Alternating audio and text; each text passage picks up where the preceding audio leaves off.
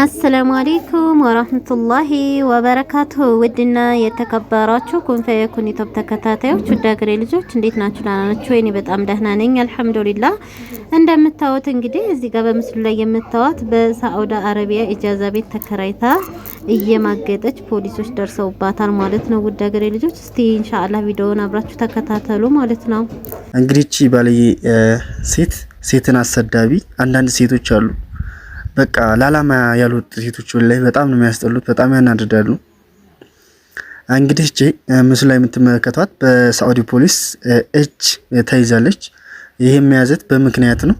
ምክንያቱ ምንድነው ካላችሁ ቤት ተከራይታ ሴትም ወንዶችን እያመጣች ብልግና ስትሰራ ተይዛለች ማለት ነው። እና እንግዲህ እንዳያችኋት ላላማ አልወጣችም። እንደምታዩት ጸጉሯም ቀለም ተቀብታለች። በቃ ለስራ የወጣ ሰው እንደዚህ ነው? በፍጹም አይደለም። እንደምታዩት ናት። በጣም ከምነግራችሁ በላይ በጣም ሌላም ይገባታል። እንኳን በፖሊስ መያዝ እስር ቤት አይገባትም እቺ ማለት ነው።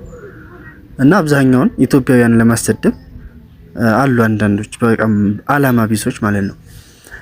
እና እንግዲህ ኢጃዛ ቤት የሚባል ነገር በጣም ያስጠላል። ኮንትራቶችን አያካትትም ይሄ ነገር።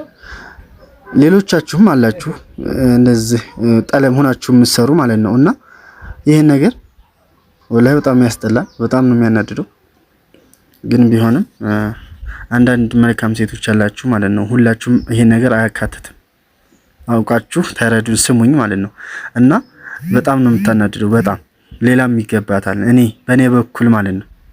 እና እንግዲህ ብልግና ስትሰራ ህገወጥ ወንዶችን ህገወጥ ሴቶችን እያስገባች ብልግና ያለ ኒካ ብልግና ስታሰራ ተይዛለች ማለት ነው። ሌሎች ወንዶችን ምስል አሳያቸዋለሁ፣ ተይዘዋል ሁሉም ማለት ነው።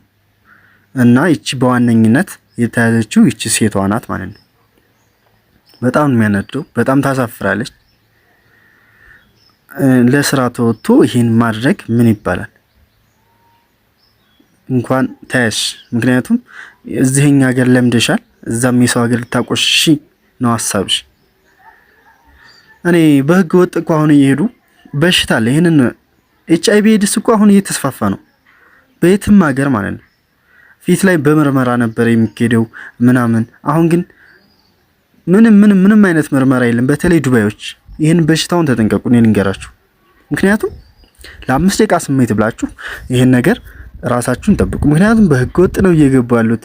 አሁን ዱባይ፣ አሁን ሳዑዲ በበረሃ በምናምን እየሄዱ ያሉት አብዛኛው ታማሚ ነው እኮ። ይሄን ነው እኮ ገንዘብ እጦትም አይደለም እኮ በባህር የሚያስከዳቸው፣ በሽታው አግዷቸው እኮ ነው። ይሄን ታውቃላችሁ? ይሄን ነው እኮ። በጣም ተጠንቀቁ ከበሽታ። ብዙ ስትቆዩ ትንሽ ስሜታችሁ ሊያግዳችሁ ይችላል፣ ግን ተቆጣጠሩት በቃ። አሚሯችሁን ታሳመናችሁት ደግሞ ምንም አትሆኑ አሉ አይደል? እስከ 10 እስከ 8 እስከ 15 ዓመት አሉ ስሜታችሁን ቆጥብ አድርጎ እፍና አድርገው የሚሰሩ ማለት ነው። የምሬን ነው እኮ፣ እውነቴን እኮ ነው የምነግራችሁ፣ የምሬን ነው። እና ራሳችሁን ጠብቁልን። የመዳም ቀሞች ወንዶችም ሴቶችም በስራ ላይ ያናችሁ ለዚህ ህይወት ብላችሁ ጀሃነም እንዳትገቡ። የምሬን ነው። ያዱና ጀሃነም ነው ይሄ በሽታ። እና ራሳችሁን ጠብቁልኝ። እስቲ አንድ ምስል ላሳያችሁ ደግሞ ውስጤን የነካኝ ማለት ነው። ይሄ እንግዲህ አረቡ ሚስቲቱ አቃጥላ ነው፣ መዳሚቱ ማለት ነው። መዳሚቱ ባሏን አቃጥላ ነው በእሳት በፍል ውሃ ነው ያንጨበጨበችው። ምን አድርጎ ነው? ባለፈው ናይጄሪያውን አግብቶ ነበር ማለት ነው እሱ። ከዛ ናይጄሪያውን ካገባች በኋላ ቀናት መጣ። ከዛ እንደምታዩት በእሳት አንጨበጨበችው ማለት ነው። እኔ ግን ገርሞኛል። ቢያንስ አንድ ነገር የተረዳሁን ነገር እሱን በቃ እንደዚህ ያደረገች እናንተን ሰራተኞቿን በቃ እንዴት እንደምታረግ ነው። አቤት ጭካኔ! ምን ያክል ጭካኔ ነው!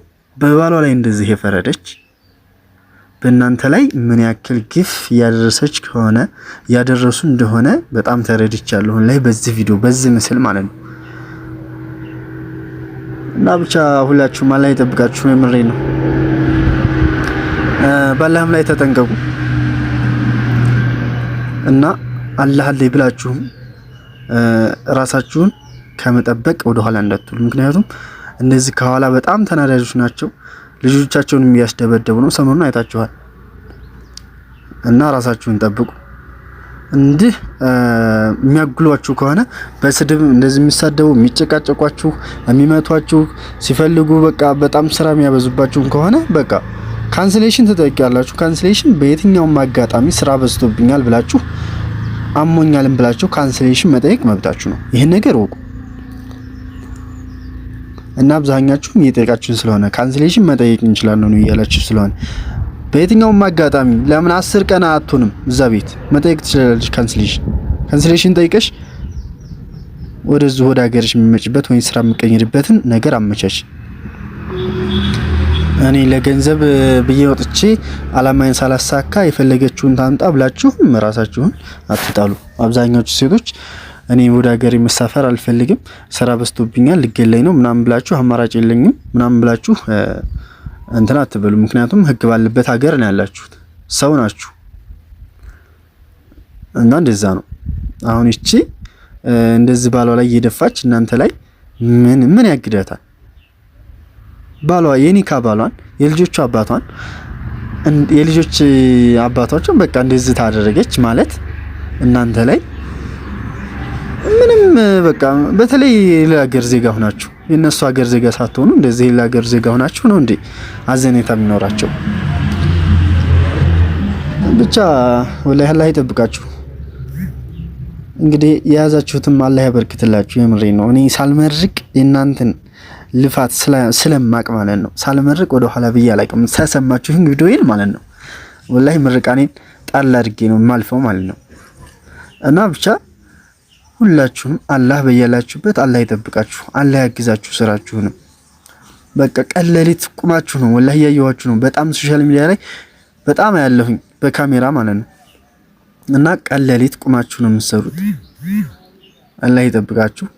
የያዛችሁት ረድኤት ይኖረው፣ ረድኤት ሲኖረው ነው። በተለይ የመዳም ቀሞች ብር የሞተ ብር ነው። እኔ እንጃ እኔ ለምን እንደማይበረክት አላውቅም። ብቻ አላህ ያበርክትላችሁ፣ ረድኤቱ ይሙላላችሁ። ወደ ሀገራችሁ ገብታችሁ ደግሞ ጥሩ ትዳሩን አላህ ይወፍቃችሁ። ኒዕማውን ወደ አላህ የቆመውን ትዳር ይስጣችሁ። የምሬ ነው። ወደ የፈጣሪውን የቆመ ማለት ነው። እና ለትዳር ዱአ አድርጉ። ምክንያቱም እሱ ነገር ነው ለትንሳ ዱንያችሁን የሚያቋቁምላችሁ ትዳር ነው ማለት ነው። እና መልካም ስራ መልካም ጊዜ ይሁንላችሁ። አላርዝምባችሁ። አዲስ ከሆናችሁም ሰብስክራይብ ያደርጋችሁ አበረታቱኝ።